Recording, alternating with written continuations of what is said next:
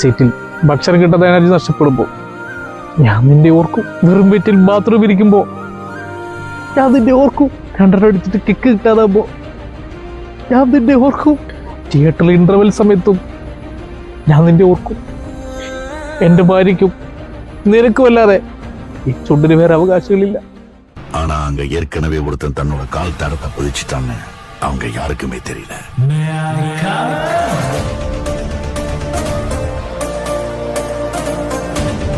Cancer വരത്തില്ല, tobacco ഇല്ല, nicotine ഇല്ല, കിട്ടാനും ബുദ്ധിമുട്ടില്ല, ആരോഗ്യവും നഷ്ടപ്പെട്ടു, ആരെയും കൊല്ലത്തുമില്ല.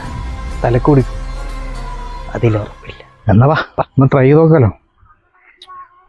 എന്താ നിന്റെ പേര്?